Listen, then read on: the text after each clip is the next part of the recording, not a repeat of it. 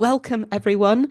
On behalf of T-Consult, I'd like to welcome you to this webinar. My name's Kirsty and I'll be your online host today. In a few moments, we'll be welcoming our presenter, Ross McGill. Ross will be discussing US QI status and the process for gaining KYC approval, with a focus on the Thai and Malaysian markets. If you're not in Thailand or Malaysia, then the general comments still apply.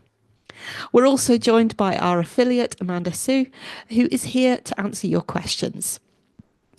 Please note that we don't accept responsibility for any action that you choose to take or not take as a result of participating in this webinar.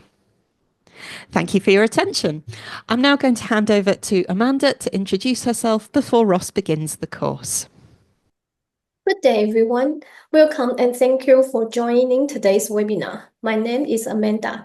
I'm the affiliate of T-Consult and I'm based in Taiwan. T-Consult specialized in helping non-QI transition into QI and managing their compliance with US tax regulation effectively. We are delighted to have financial professionals from Thailand, Malaysia, Hong Kong, and other countries with us for this insightful session. First, we would like to extend our sincere appreciation to our valued partner, Mutual Securities, for their collaboration and support in making this event possible. Today, we are honored to have Ross McGill, who is the founder of T-Consult, based in the United Kingdom. Ross is well known globally as an expert in US withholding tax compliance. We hope his presentation provides valuable insights and practical guidance for exploring QI status and KYC approval process. Let's get started. Welcome, Ross McGill. Hand over to Ross. Thank you, Amanda, and good afternoon, everyone. I know it's mid-afternoon in Thailand and Malaysia. I am the founder of T-Consult, as Amanda mentioned. I've joined the organization and the industry in 1996 and founded T-Consult in 2003. I'm passionate about withholding tax. As you can probably see, I've written so far 10 books on the subject, and I know that many people use those books in their everyday lives when they're working in compliance functions at financial institutions. For those of you who are interested, the latest book that I've written is called Qualified Intermediary and is due to be published in March of this year. Now, T-Consult has clients all over the world, as you can see, and today we're focusing on Thailand and Malaysia. Thailand and Malaysia both have a great opportunity in front of them, and that's really what I want to talk to everybody about today, because over 50% of all of the securities assets in the world are in the United States of America. So for an investor in Thailand and an investor in Malaysia, the United States is a very attractive destination.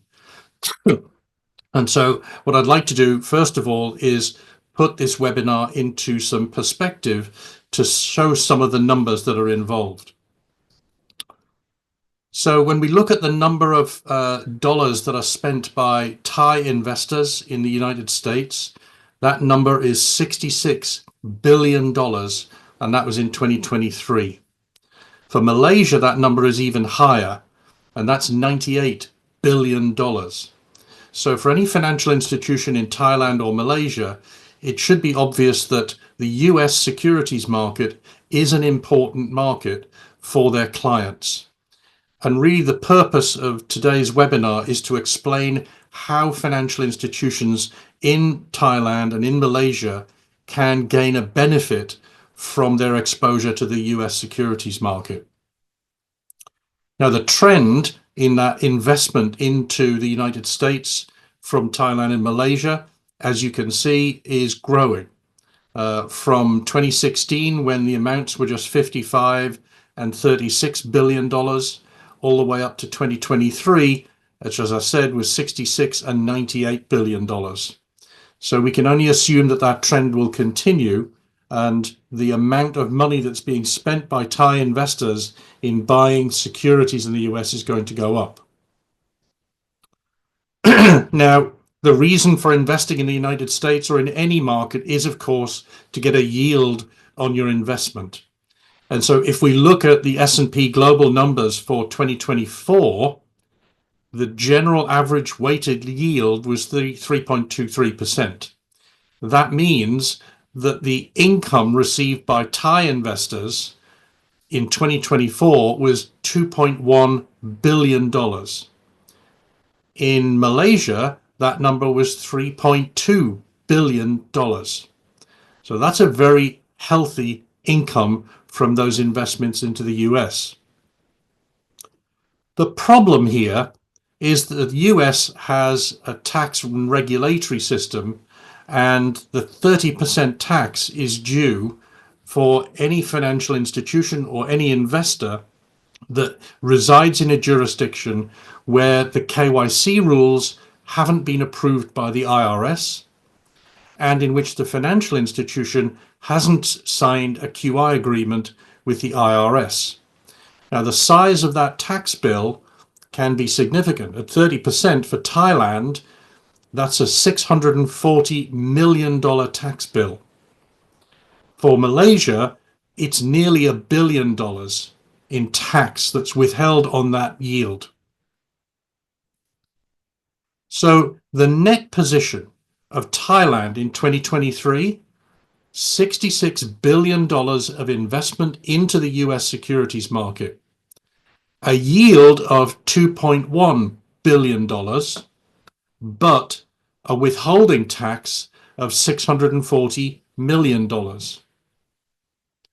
The net position is realized at $1.5 billion. So it was 2.3 and now it's 1.5. The net position for Malaysia is a similar story, but with bigger numbers.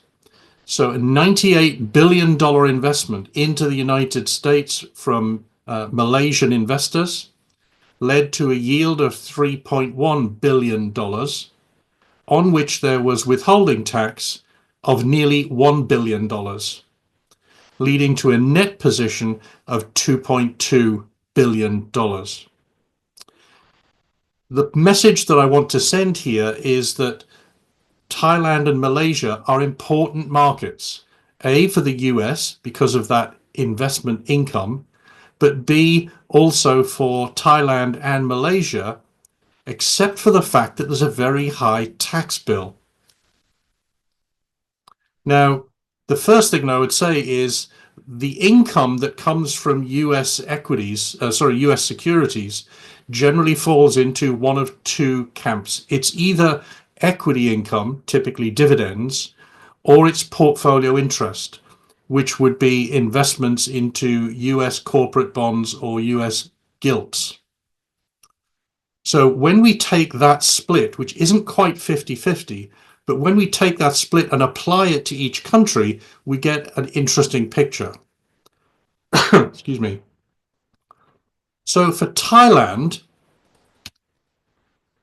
that $640 million of tax is created because there was $326 million, which was 30% tax on US equities. And there was also a 30% tax on US interest. That's $313 million. So that gets you to Thailand's tax bill.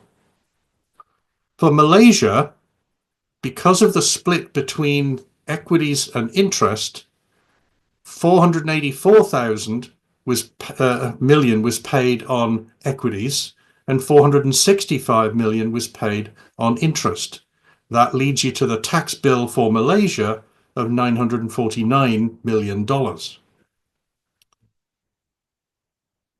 question is, why is all this tax so high at 30%? Well, it's a simple message.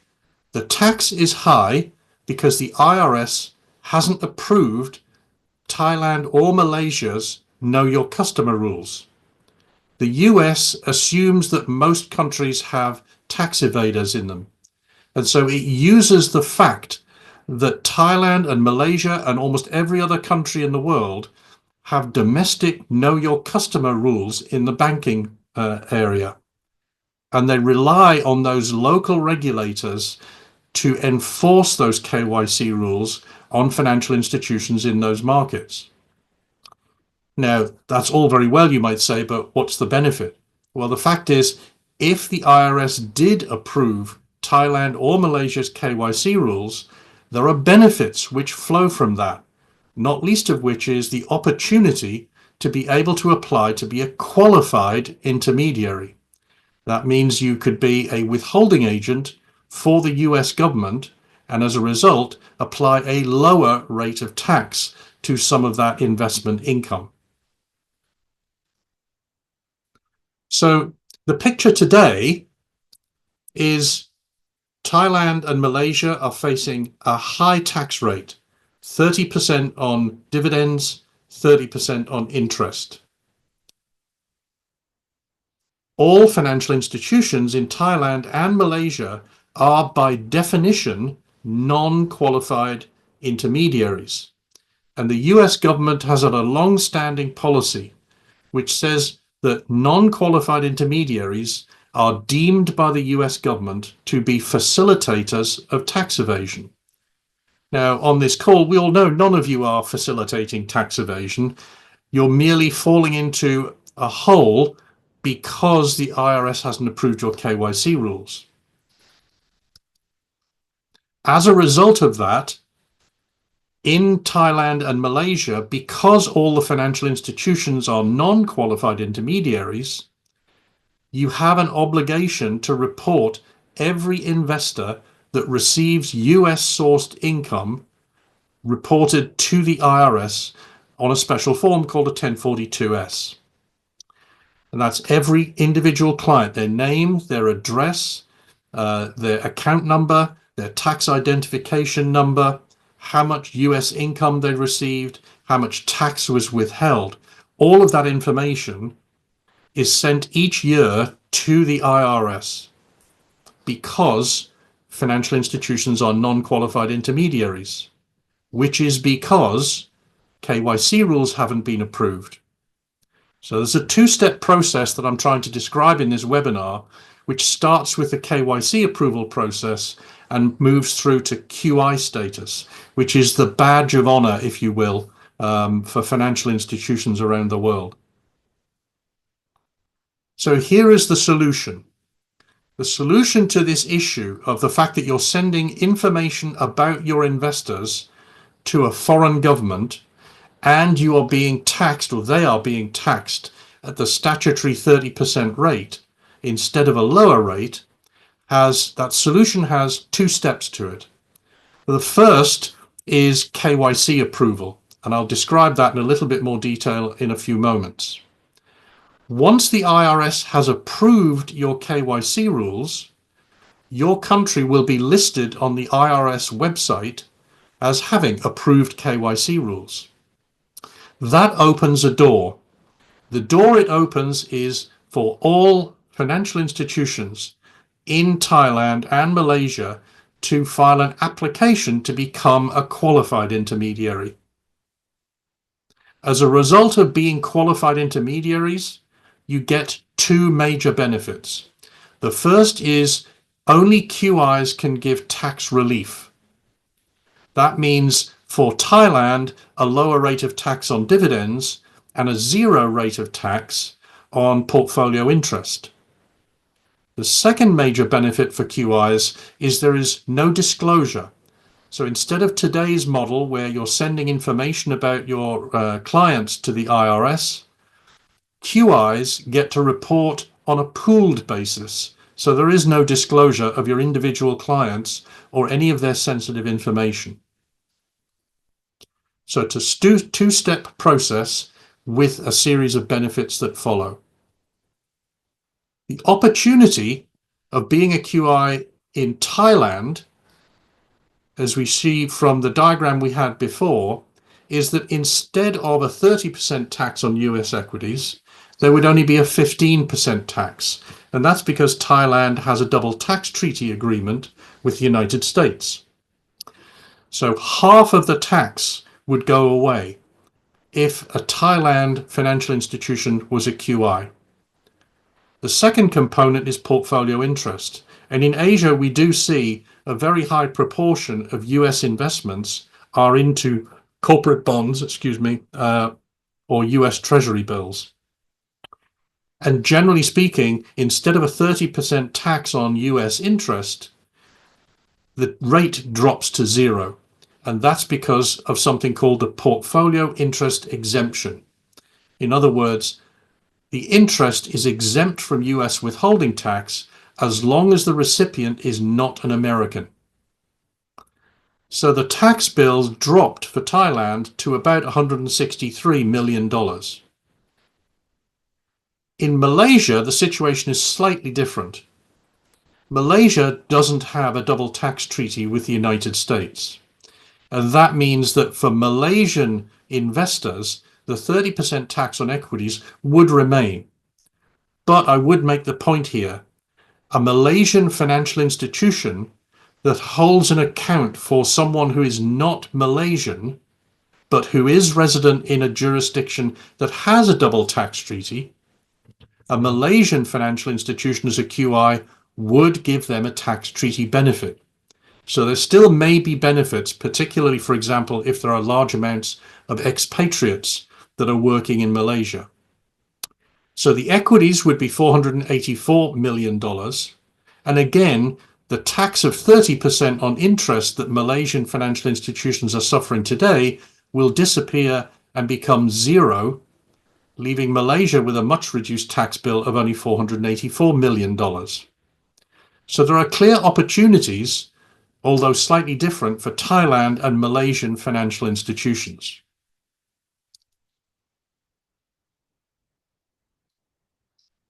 So the question that usually comes next is, okay, I understand the financial part of that. The question in my mind is, what is a qualified intermediary? Well, this is reasonably simple.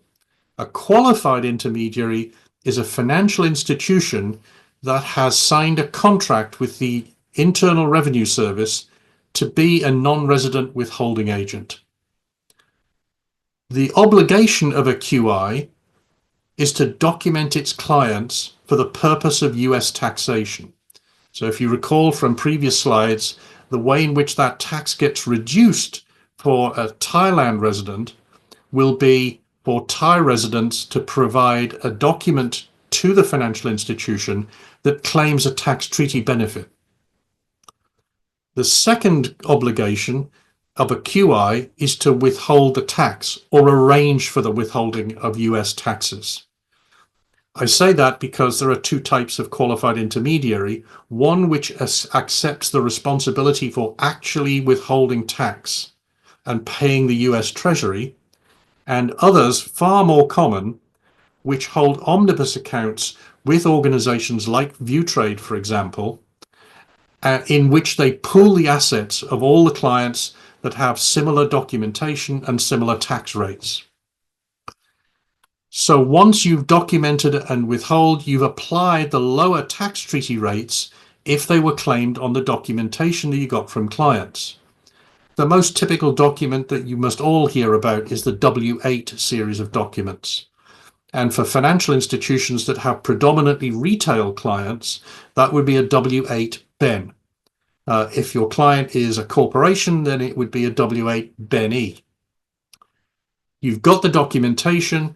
You have arranged for the withholding of tax at typically 15% if you're in Thailand, and then someone deposits that tax with the US Treasury.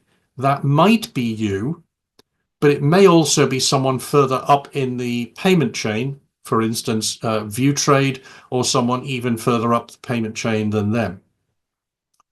Once you've documented clients, withheld the tax, and the tax has been deposited to the US Treasury, all that's left is to report the payments and taxes that were withheld to the US Internal Revenue Service.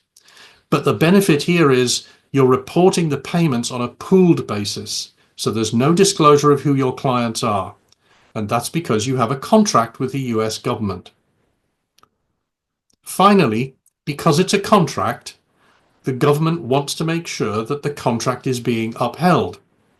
And so it has a compliance obligation in the contract that says every 3 years, the financial institution must bring somebody independent into the business to check that everything is being done according to the terms of that contract. As a result of that review, you have to certify your compliance directly to the IRS every 3 years. Now, for small financial institutions or institutions with a very small exposure to the US, there are some benefits here because the IRS does allow for a waiver of that review requirement. But irrespective of that, you definitely still have to certify your compliance to the contract. So there are ways in which you can use the QI system to create a very positive environment for your clients and bring in more investment income than they would otherwise get.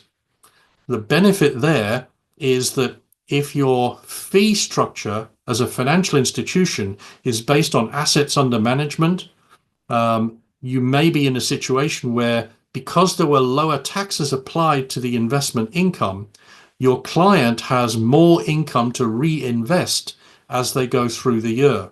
Reinvestment means more fees. So in tomorrow's world, in my picture, there would be low taxation. Dividends wouldn't be taxed at 30%, they would only be taxed at 15%, particularly for Thailand.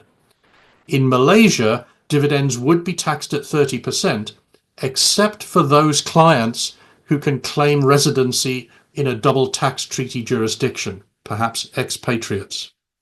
In both cases, for Thailand and Malaysia, US portfolio interest would be taxed at 0. So there's a taxation benefit.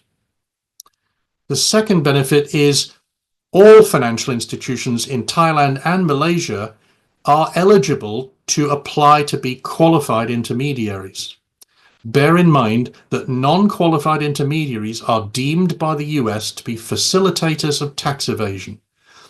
Now, you may not like it, I'm sure you don't, I don't like it either, but fundamentally they're basically saying we don't trust financial institutions in these two jurisdictions because we haven't seen the degree of compliance to KYC and AML rules. But if you get your KYC rules approved, and I'll talk about that in a moment, you're in a situation where you can apply to be a qualified intermediary. That means finally that any US income is reported to the IRS on pooled forms 1042S, and so your clients get to keep their information private. Now, the effect on client income is, as I've said, 30% tax on dividends, which drops to 15% once you have KYC rules approved and you're a QI in Thailand in particular. Portfolio interest is taxed at 30% today, and that would just disappear once KYC rules are approved. So let's work through the solution, if you will. Step one is to get your country's KYC rules approved. That has 4 steps to it. The first step is preparing your account opening rules. Account opening rules are not the same as KYC, but the account opening rules are your financial institution's rules for opening accounts. They may be slightly different. Preparing the KYC application also consists of answering 18 standard questions from the IRS, which are asking questions about who your regulator is, what the penalties are if you fail to meet your local regulations, and 16 or 17 other questions that they're interested in knowing. They're trying to establish how well your financial market works and how reliable it is. Once you've got those 18 questions and your application prepared, you can submit that application to the IRS. The IRS will then consider that application, and if they accept it, your country's name will appear on the IRS's website. That's the trigger for step 2. Step 2 cannot start until your country's name appears on that IRS website. But once it does, all eligible financial institutions in Thailand and Malaysia could then apply to be QIs. Now, this is an internal and it's a commercial decision. You would need to look at how many clients you've got currently that invest in the US, what size of securities they have, what kind of income is coming along. Those kinds of considerations lead you to decide whether or not to be a qualified intermediary. For larger financial institutions, it's pretty much a no-brainer. For smaller institutions, you need to take more care to make sure that you've got an operating model that minimizes the impact while giving you all of the benefits. So the QI application itself, again, has 4 steps to it. The first is to prepare the application. There is information that the IRS wants to know about your financial institution in order to decide whether to give QI status. You also have to prepare 2 documents. They're called attachments A and B, and they're specific to your QI application. They're about your business and about how you open accounts. The third step is to complete a Form SS4. Form SS4 is an application for a Qualified Intermediary Identification Number, a QIEIN. Once your application has then been submitted, the IRS looks at all of that documentation and the form, and typically the application process can take perhaps 6 to 10 weeks, depending on how many applications the IRS is looking at any given time. So just to give you a picture of where Thailand and Malaysia sit in comparison to the rest of the world, the IRS publishes a list of qualified intermediaries. There are, as of yesterday, 3,960 QIs in the world, and they're in 77 different jurisdictions. None are in Thailand, and none are in Malaysia. And I think that's a shame. And it's something that you can fix. Now, I talked about what a QI is. I'd like to talk for a few moments about what a QI does. And this splits into 2 categories: tax operations, in other words, what you do day to day, and compliance, which is how do you make sure that you're complying with the terms of your QI agreement. So the tax operations is a cycle. It's very simple. Document each of your clients with a W-8 form or a digital substitute. Withhold tax or arrange for it to be withheld. If you're withholding tax, in other words, you're a withholding qualified intermediary, you will be paid gross, and it's you that will have to calculate the tax, deduct it from the gross payment, and then pay the tax to the US Treasury. If you're a non-withholding QI, that's fine. That just means that you will be pooling assets of clients into omnibus accounts, for example, with ViewTrade, so that all the clients taxed at 15% go into one account, and all the clients taxed at 30% go into a different account. That way, ViewTrade will merely tax each account, each omnibus account, when a payment arrives, without knowing who the clients are within that omnibus account. So arrange for the withholding, then deposit tax to the Treasury if you're a withholding QI. If you're not a withholding QI, then someone else is doing the withholding for you. At the end of the year, report what you did to the IRS and then start the cycle again. You do that for 3 years in a row. During that 3 years, you have compliance obligations. The first is you've signed a contract with the US government. The contract says you have to appoint somebody to be responsible for that contract. So you have to appoint a responsible officer. The government wants to make sure that you have policies and procedures that allow you to meet the terms of that agreement. After all, you're giving or granting lower tax rates on investment income. To do that, they want to make sure that you have internal rules that meet the terms of the QI agreement. So you have to have a written compliance program. And then essentially you keep doing that for 3 years. And at the end of a 3-year period, you need to bring someone in to conduct what's called a periodic review. They will look at some accounts to check that you've got the documentation right, that you've got the withholding right, and you've got the reporting right. The periodic review leads to a certification of compliance to the IRS, and these last two components only happen every 3 years. So how would this work in practice? In practice, if you're a qualified intermediary, let's say that's either in Thailand or in Malaysia, then there are two organizations you're going to interact with. One is the US Treasury, and the other is the IRS. Look at it in simple terms. The Treasury gets the money, the IRS gets the reports. The investors have to be documented for US tax purposes.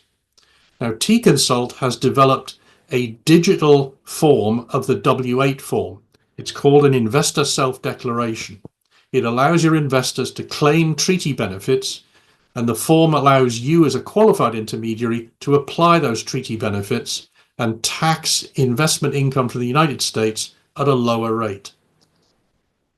Now, if you're using ViewTrade, our partner in this matter, then ViewTrade essentially is going to be allowing you to grant tax relief at source. If you hold an omnibus account at ViewTrade and it's a 15% omnibus account, all of your clients that provided investor self-declarations claiming a 15% rate go into that account. ViewTrade taxes the number of shares in that account at 15%. In terms of who pays the tax, that would be ViewTrade if you are a non-withholding QI, or you if you are a withholding QI. Both models work, but the way in which it works most effectively, you're better off talking to people at ViewTrade and us, of course, because between the three parties, we can help make sure that you comply effectively and that everything works properly.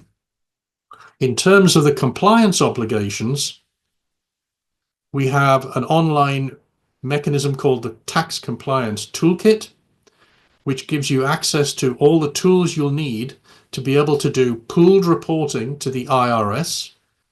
So no disclosure of client information. So pooled reporting to the IRS. But the Tax Compliance Toolkit also has things like a compliance program builder and other tools to allow you to efficiently be a QI. So what do we offer? What we're offering is we can do the KYC application process. We can do it because we've already done it for Saudi Arabia and India. So our clients in Saudi Arabia wanted to be a QI. They couldn't be a QI. We told them why. And they essentially said, great, let's go through the KYC application process. Same with India. So we know how the process works and we've done it before. We can help you with a QI application for every firm that wants to join in. And we monitor that and we manage that process very closely because it means that that's the best point in time to check to make sure that you're going to be doing things correctly. As an anecdote, I spend roughly 70% of my time digging people out of holes that they got themselves into because they didn't plan properly. And 30% of my time is spent helping people to plan properly.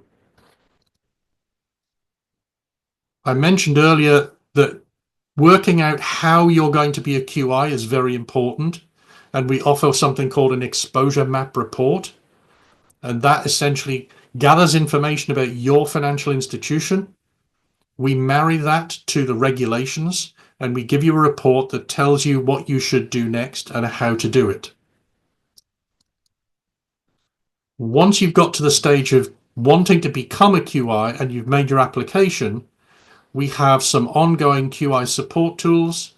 We have the W8 investor self-declarations, the tax compliance toolkit.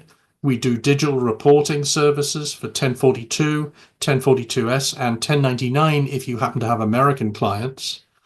And we have general consulting offers, including ad hoc consulting and ongoing services.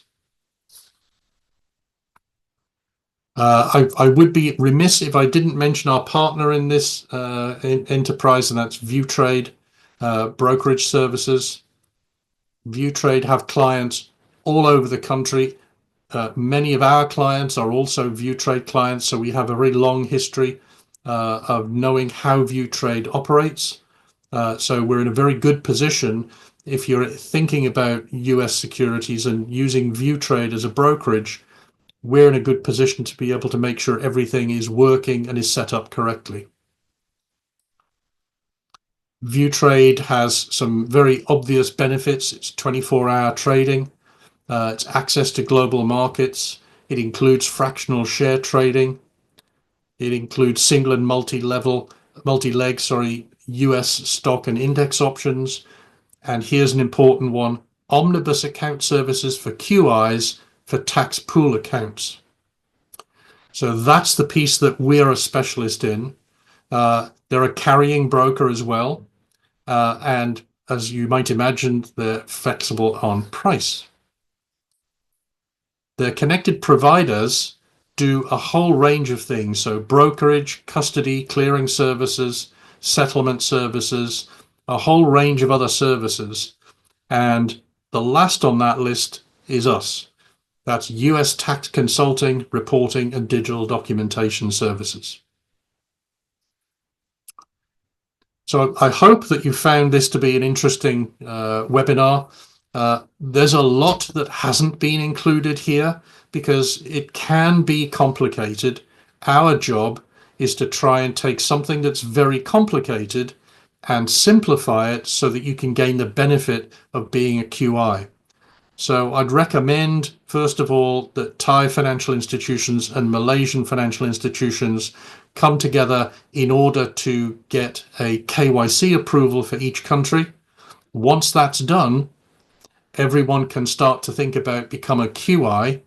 And don't forget, because becoming a QI gives you the ability to offer lower tax rates, being a QI is a competitive advantage for your financial institution, because not all financial institutions will become QIs, but the ones that don't can't grant treaty benefits and do have to disclose all their clients. So there are some big benefits here.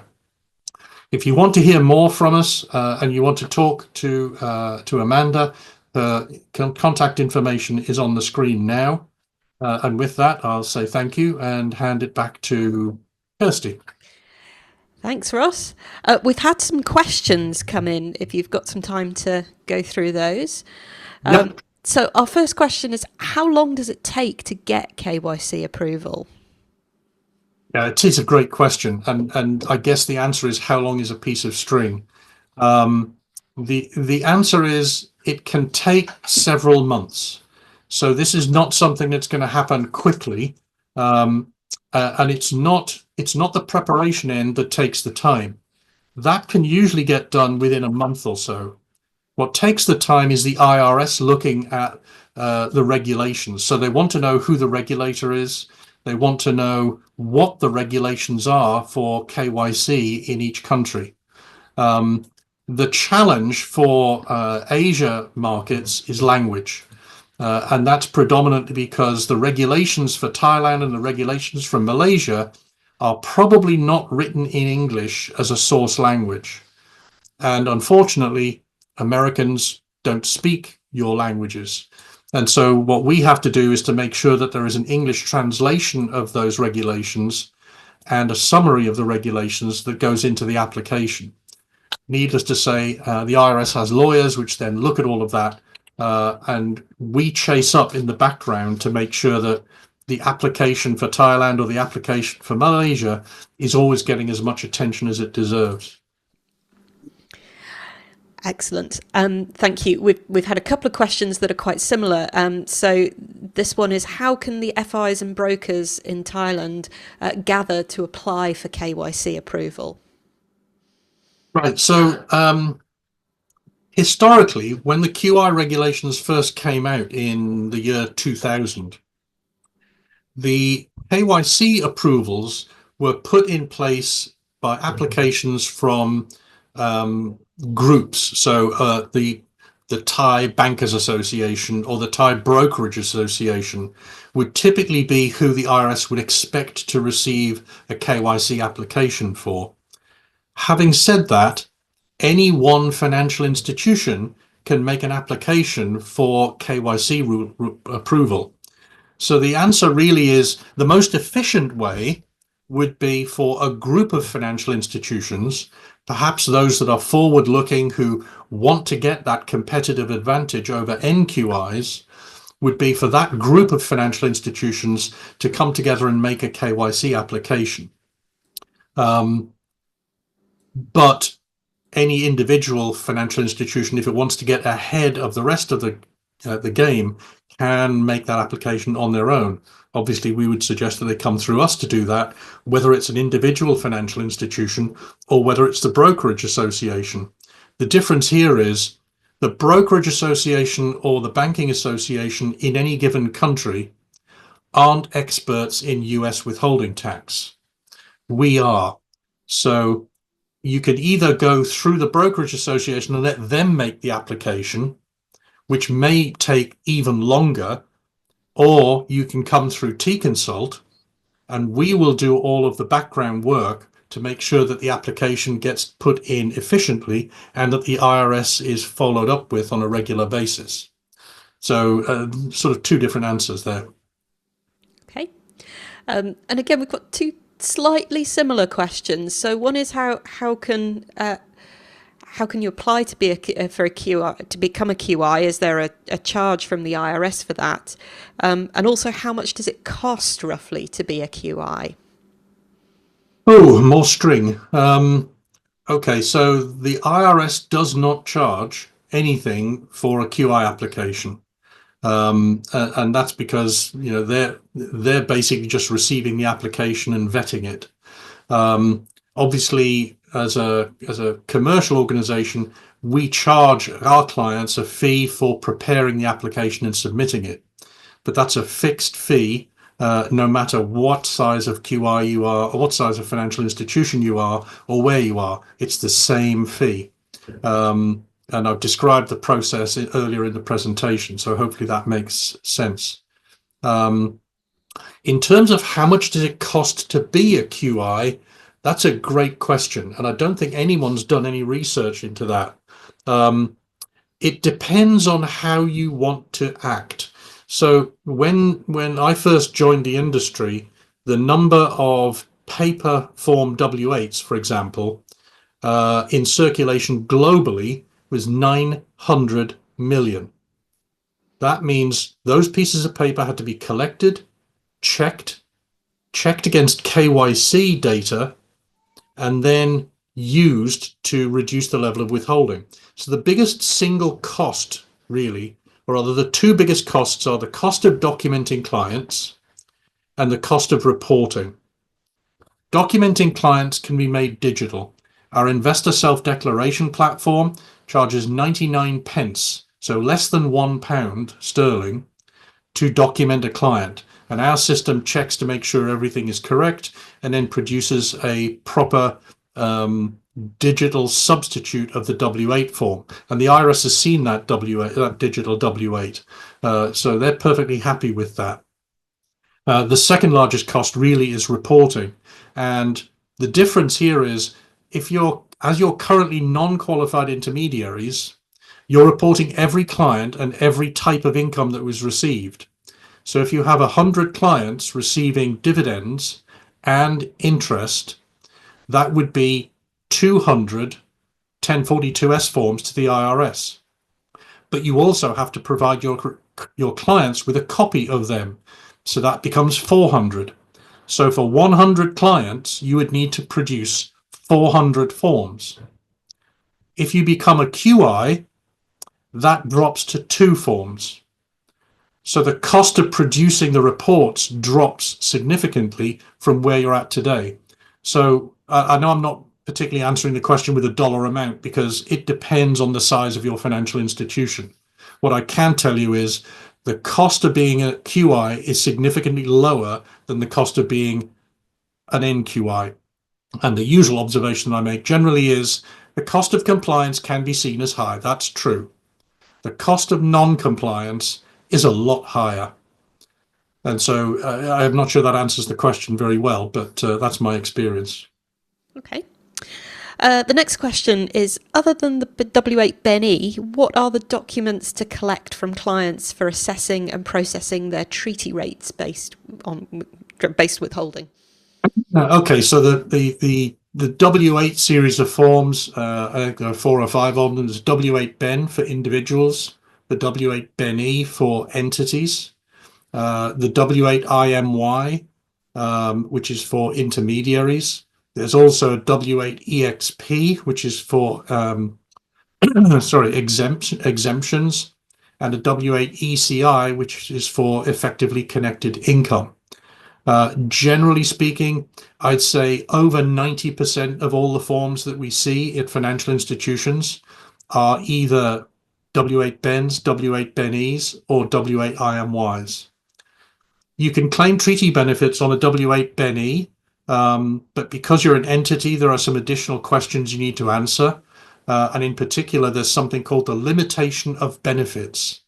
All US tax treaties have a limitation on benefits clause, which says you must meet certain additional criteria before you are going to be able to claim a treaty benefit. Our investor self-declaration system includes that as part of the questionnaire that clients go through. If you're a financial institution documenting yourself to another financial institution, you would be using the W8 IMY. Now, you can't claim tax treaty benefits on a W8 IMY because what you're saying with that form is that you're an intermediary, you are not the beneficial owner. But that's the mechanism that we use with our clients who are using omnibus accounts. So if you have an omnibus account with ViewTrade, you would have a W8 IMY associated with that account. And then there is a concept called a withholding statement. And the withholding statement goes with the W8 IMY and says, for this account, please tax dividends at 15% and tax portfolio interest at 0. What you're telling your counterparty is that you have already done the documentation of your clients under contract with the IRS, and you know how much tax should be withheld by those clients. So their assets are all put into that omnibus account. So the claim of tax treaty benefits for a W8 BEN and a BEN-E is simple and direct. It's on the form. For a W8 IMY, the treaty benefits are claimed by providing the IMY and a withholding statement that tells your counterparty how much tax to withhold. Okay. We've got 2 more questions at the moment, but if anybody else has a question, please do type that into the Q&A or the chat. So the next question, is it possible that the treaty rate claimed by the client on their W8 form is not correct? What due diligence is required to ensure their treaty rate claim on the W8 form is valid? Right. So first of all, when we're talking to financial institutions, usually 90% of their client base at least is domestic. So the financial institution should know what the tax treaty rate is for their jurisdiction with the United States. If they're not sure, there's a website at the IRS which lists all of the double tax treaties, and it tells you what all the rates are for the different types of income. Apart from that, when you collect a W8 form, you have to do 3 things. First of all, you have to do what's called validation on the face. So you have to check that the form is complete and it's accurate. So everything that should be filled in is filled in. It's signed and it's dated with American date format, and it's the correct version of the form because the forms are changed from time to time by the IRS. I think the latest form for the W8 Ben is October 2024. I may be wrong, but there's a fairly recent change that's been put through. So you do have to validate the form when you get it. Now, the reality is if you're using our investor self-declaration system, that validation is done by us because we built the system so that the client can't make any mistakes. So it's automatically valid on the face when it's signed. When you do the second component, when you get a W8 form, is to validate against KYC. So now you've got a form that looks okay, but when you opened the account, you got KYC and AML data. You have to check that the information on the form you've just got matches your KYC and AML data. If it doesn't match, you have to fix it. One of the two pieces of data is not correct, and it's up to you to decide which of those two. It's either the KYC is incorrect and you get new KYC from your client, or the form was incorrect or doesn't match. Maybe your client gave a slightly different address on the form than they did in KYC, and then all they need to do is provide another investor self-declaration. So that's the second step. The third step is called reason to know and actual knowledge. In other words, are there any other reasons to know that the form you've been given is not reliable for its purpose? Now, that generally really only applies in high net worth and ultra high net worth individual clients or entities, where the amounts in the account are, significant, like over $1 million. And typically those kinds of accounts have relationship managers at the financial institution. And so it's just a case of contacting the relationship manager and asking, we've just got this form. Is there anything on this form that doesn't look right or is incorrect from the information that you have from talking to the client? So there are a series of steps that you have to go through. The good news is if you're using our investor self-declaration, the form is valid on the face as you get it. We also have an API tool which allows us to compare the information with KYC rules, with KYC data, and even pre-prepare the investor self-declaration from KYC data. In other words, there can't be a mismatch because it was the KYC data that the investor was confirming when they were filling in the form, which leaves you only with the component of making sure you'd had no reason to know or any other actual knowledge that the form was incorrect. So that component can be handled through our tax compliance toolkit. But, and I would stress this, those rules apply to non-qualified intermediaries as well.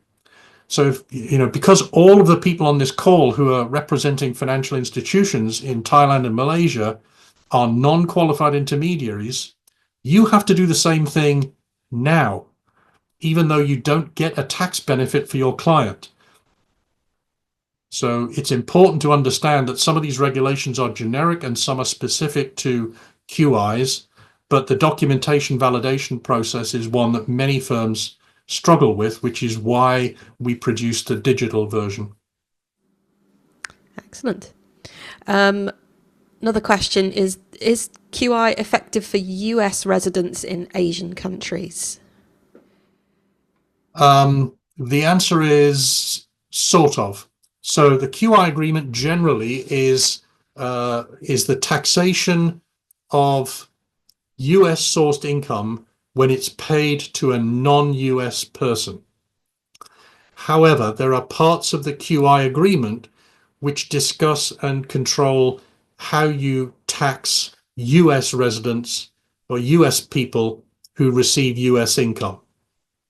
So when I talked about Form 1042S, that's reporting the income and tax that was paid to a non-US person. If you have an American account holder, you wouldn't be getting a W-8 from them, you'd be getting a W-9 from them. The W-9 is a self-certification, just like the W-8. But if you have a valid W-9, the rate of tax is 0. So the issue is pretty simple. However, you do have another kind of reporting to do, and it's called 1099 reporting. So for Thai residents and Malay residents investing in the US, that's 1042S reporting. It's plain and simple. If you have Americans, you're going to be doing 1099 reporting, but you're going to be taxing them at zero on everything anyway. Now, Americans are a special case, obviously, because everybody on this call will have heard of FATCA. And so FATCA is not concerned with US sourced income. FATCA is just concerned with, have you got Americans in your account base? If so, you must report them. End of story. So FATCA just deals with the disclosure of American account holders. The QI agreement is basically talking about income. Okay, so when US income is received, how do you tax it? If you're paying it to a non-US resident, like a Thai or Malay national, then it depends on the double tax treaty and it's 1042S reporting. If you're making the payment to an American client, then you don't tax them at all and you issue a 1099 at the end of the year instead of a 1042S. I hope that makes some kind of sense. Yeah, no, that made sense. And I think what will be our final question, as we're now out of time, do we need to collect the certificate of residency from the client every year? We ask this because it's usually provided by the fiscal authorities to the resident only after they complete a minimum stay period each year. So for a substantial portion of the year, the client does not yet have a residency certificate from the fiscal authority. Have you experienced this, and how did you approach it? Right, it's very simple. For the US perspective, they're not interested in a tax residency certificate from a national competent authority. The situation doesn't apply. A Thai resident would provide a self-certification. That's either our investor self-declaration or a paper form W-8. And they're valid for 3 years. And so if you have a client that doesn't have a residency certificate from a competent authority, it doesn't matter. They can still provide a self-certification, which will become valid on the day that you receive it or the day that it was signed. Excellent, thank you. That is all of our questions. So on that note, on behalf of T-Consult, I'd like to thank Ross for his presentation and Amanda for her support. If you have any follow-up questions about any of the points mentioned in this webinar, please either email them to Amanda or to us at info@tconsult.com. We hope you found this webinar useful and look forward to hearing from you if we can be of assistance with your QI application.